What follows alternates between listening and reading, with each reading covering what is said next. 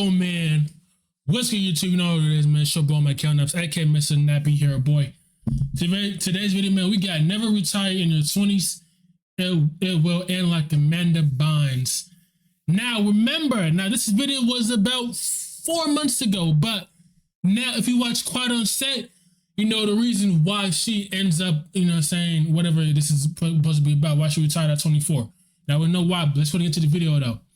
At the age of 24, her $6 million net worth implied that she'd have a low-stress, problem-free future. Instead, through addiction, mental hospitals, jail time, unfavorable articles, evictions, and the alienation of everybody close to her, she'd show that the universal dream of early retirement is actually a living hell. The announcement first came on the 22nd of June 2010, and just 6 months prior, Amanda was looking incredible. She was described as one of the funniest and most promising performers of her generation, often being cast as a kind, wholesome young adult, which seemed to reflect exactly who she was off camera. In a 2007 interview, it was highlighted that she'd almost never been in trouble. You haven't been to jail? No. No jail? Not yet. Rehab? No. No rehab.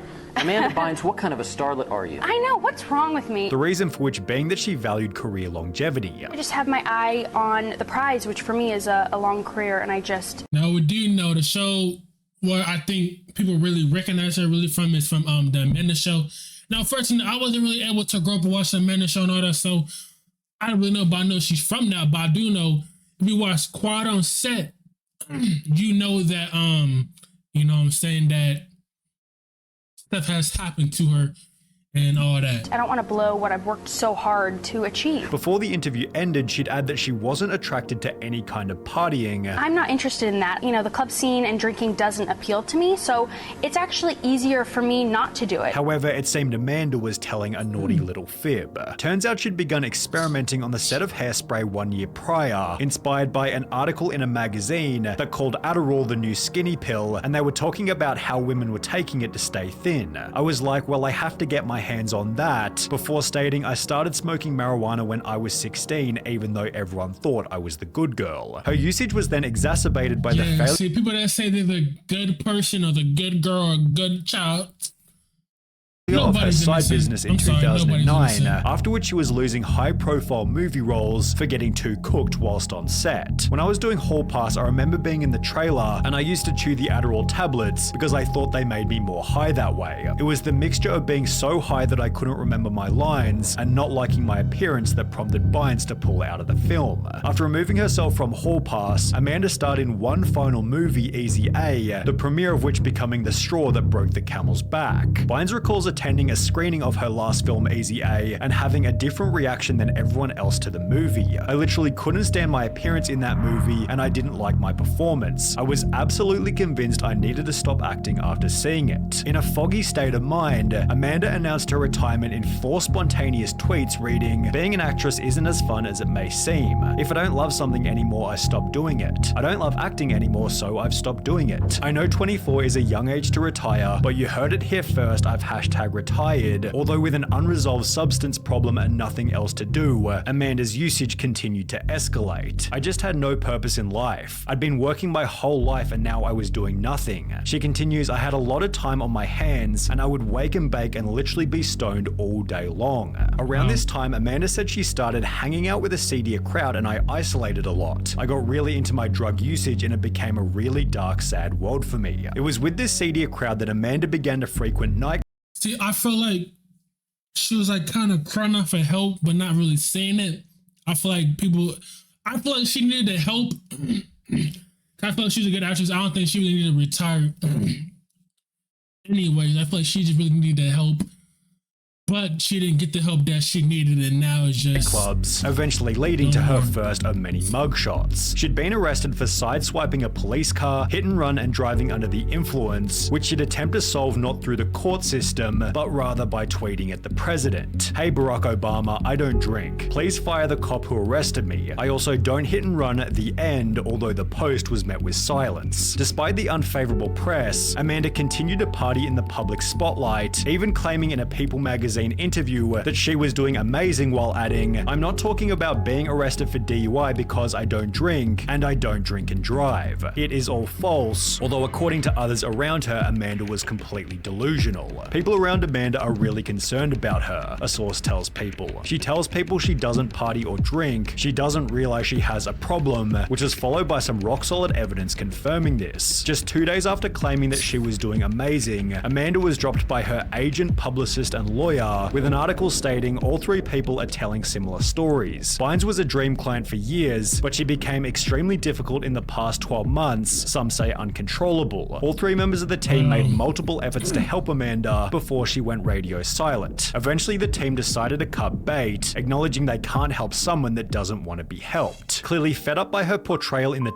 That is true, man. I thought she needed help, but that's true, man. You can't really help somebody that doesn't want treatment or doesn't want to be helped. You know what I'm saying? But I feel like she really needed that help just to get from the spotlight and all that, and eventually, you know what I'm saying, you're gonna do something that you're gonna regret. Now, I feel like now, I feel like she regrets retiring, but I feel like shit, I don't know, bro.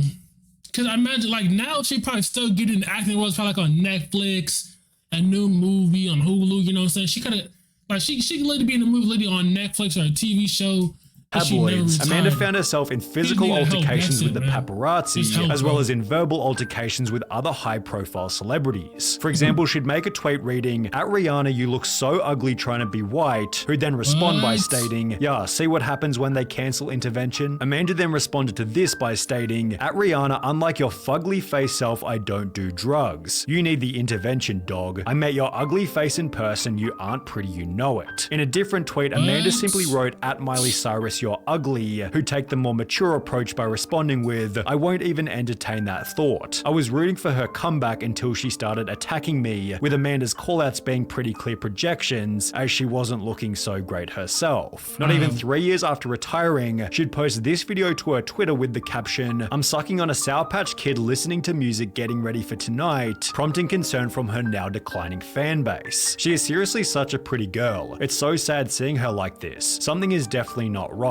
She needs some help and someone or a few people to sit her down and get her back on straight, although with no clear desire to pursue anything meaningful, Amanda's situation had no hope of improving. In that very same month, Amanda Bynes was allegedly kicked out of a New York gymnastics class for showing up in an outfit comprised of fishnets, a wig, and a lingerie-like leotard. Of course she denies it, stating, "I'm suing every blog saying I was kicked out of gymnastics. What is wrong with you people? What would you do if you found fake stories about you, making it difficult to ascertain what had actually happened?" The article came alongside a different video of Amanda dancing uncontrollably on a treadmill, and another video of her doing a similar dance while walking around New York City without any shoes on. 3 weeks later, she'd give a rare interview with In Touch magazine stating, "I have no clue why people say I'm insane. Every time I've heard it, it came from an ugly person's mouth, so I don't care." Before she'd add, "I don't drink, I'm allergic to alcohol." The star insists she doesn't smoke pot, which was followed by Amanda being evicted only 1 month later.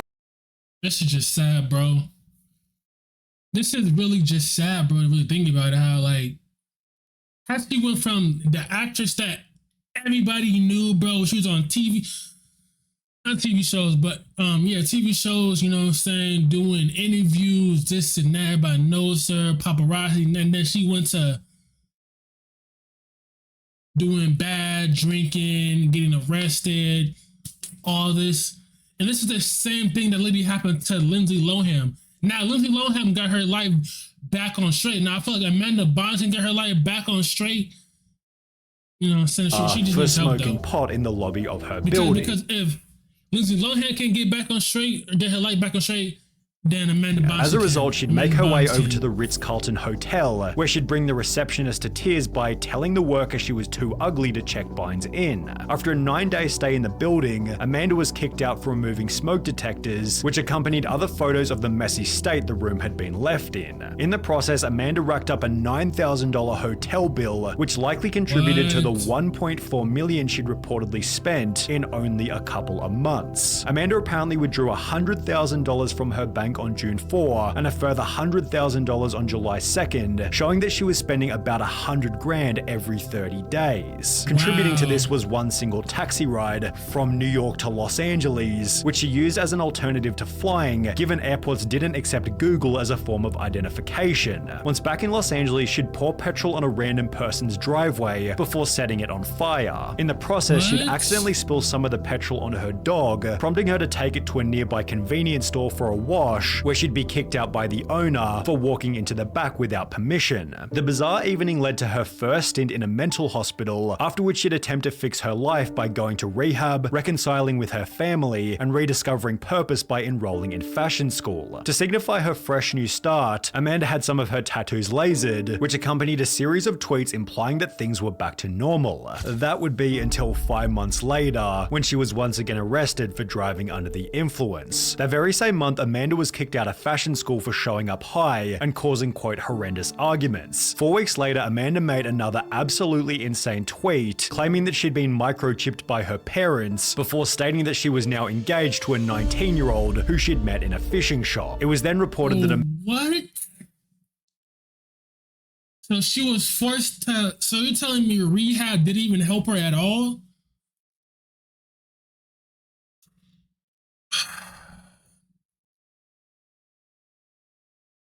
Wow, man. I'm disappointed. Rehab didn't help her at all, man. You telling me rehab didn't help her with nothing? Like it didn't help her with nothing? Like really nothing? You tell me, wow, man, that's crazy. Amanda was seen heading into a West Hollywood tattoo parlor to have her fiance's face inked on her neck. Apparently she was turned away for not having proper identification, and this might have been for the better given she was also recorded getting overly touchy with a random security guard at around the same time. However, it seemed this would also become a turning point, as the negative press completely vanished overnight. There weren't any new Amanda updates for well over a year, until this article was posted simply confirming that she was back in fashion school. With a new challenge and goal to work towards, Amanda was able to stay sober for 3 whole years, returning to the public spotlight with a brand new interview. She'd state that things were going well. I've been going to school lately, fashion school, FITM. While expressing painful guilt over her. She looked better right there. See? She was old, bro. She was always a beautiful girl, bro. See, that's the thing, bro. I feel like as humans, bro, we are beautiful humans, but once you start taking them drugs, it's gonna mess with your body, it's gonna mess with your face, but obviously, you can change that. She looked right there. She looked good right there, bro. To quit acting. I do miss acting, and I actually have something surprising to tell you. I'm going to start acting again. Yes! This would come alongside a tell-all interview with Paper Magazine, in which she'd confirmed that she was now 4 years sober, with the article stating that she'd found a new pursuit to fill the hole that acting had left: fashion. So when she'd celebrate her fashion school graduation around 7 months later, it was also a point of concern. Amanda had overcome her challenge, achieved her goal, but was back to a state of idleness. Not even 6 months after graduating, Amanda had returned to rehab, where she'd post selfies of her new home job looking face tattoos, as well as meet her new boyfriend, who she'd get engaged to only 8 weeks later. Given the two met while in rehab, it seemed they helped each other stay sober. Oh my God.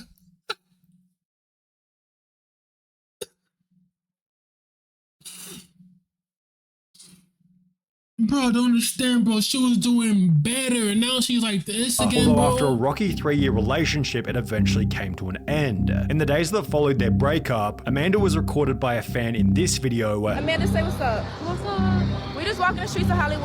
I saw my girl walking, so I said I had to say what's up. Which was posted to TikTok, where it received over 15 million views and comments such as, "Man, it breaks my heart to see how they destroyed Amanda Bynes, the sweetest girl ever. It took me so long to realize that this was Amanda Bynes. I'm so sad now. Girl, what? That's Amanda Bynes? My heart goes out to her. Hope she's getting well. However, the worst was still yet to come." On the very same day that the TikTok was posted, Amanda was found roaming the streets of Los Angeles naked, resulting in her return to a psychiatric facility. Just 2 months after this, a new article was published titled "Amanda Bynes is sad and isolated after being released from mental health facility as she has lost interest in her passions while living alone," which was followed by another psychiatric hold just 3 months after her previous one. Oh, man.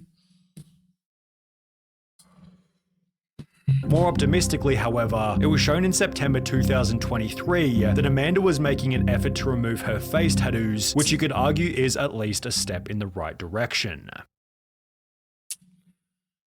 Wow. So she, you know what I'm saying, she's the one that,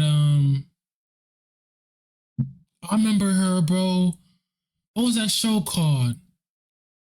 That's crazy, man. But let me know what y'all think down below in the description down below, man. It's been your boy Mickal, man. I'm out.